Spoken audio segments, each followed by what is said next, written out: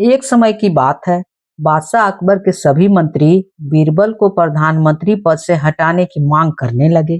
उनका कहना था कि तानसेन बीरबल से भी अधिक बुद्धिमान है, उन्हें प्रधानमंत्री का पद दिया जाए। बादशाह अकबर अपने सभी मंत्रियों की बात को स्वीकार करते हुए कहा, मैं सबसे पहले दोनों की परीक्षा लेना चाहता हूँ, जिसके लिए तुम दोनों को इंग्लैंड के राजा के पास जाकर इस खत को देकर इसका जवाब लेकर आना होगा। उन दोनों को एक सील बंद खत दिया गया। बीरबल और तानसेन इंग्लैंड के राजा के पास पहुंचते हैं। खत देते हुए अपना परिचय बताते हैं।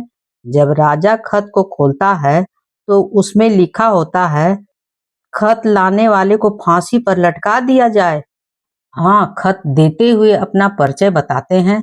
जब राजा खत को खोलता है तो उसमें लिखा होता है, खत लाने वाले को फांसी पर लटका दिया जाए। इंग्लैंड के राजा अपने मंत्री को आदेश देते हैं कि इन दोनों को फांसी पर लटका दिया जाए। अगले दिन सुबह ठीक समय के अनुसार दोनों को फांसी पर चढ़ाने के लिए ले जाया गया। तानसेन बहुत दुखी था, उसकी आंखों में आंसू बह रहे थे।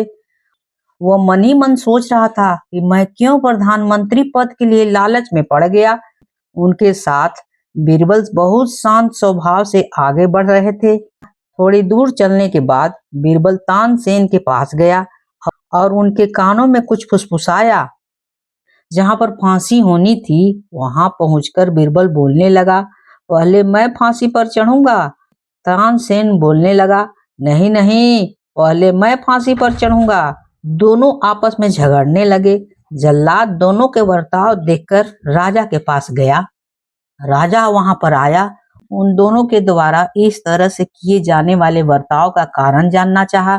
बीरबल ने कहा, महाराज, अकबर के ज्योतिषी ने बताया है कि अगर संदेशवाहक का आप फांसी दे देते हैं तो बादशाह अकबर आपके राज को आसानी से जीत सकते हैं।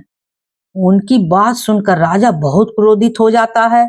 वह उन दोनों के साथ एक खत भेजता है जिसमें बादशाह अकबर को युद्ध के लिए ललकारता है। इंग्लैंड से वापस लौटकर तानसेन बादशाह अकबर के सामने हाथ जोड़कर नतमस्तक होकर कहता है, जहां पनाह, मैं आपके दरबार का प्रधानमंत्री बनने लायक नहीं हूँ। कृपया बीरबल को प्रधानमंत्री पद दे दे। कृपया बीरबल को ही मंत्री बने रहने दे। इस प्रकार बादशाह अकबर फिर से बीरबल को प्रधानमंत्री नियुक्त करता है। इस प्रकार से बादशाह अकबर फिर से बीरबल को प्रधानमंत्री नियुक्त करता है।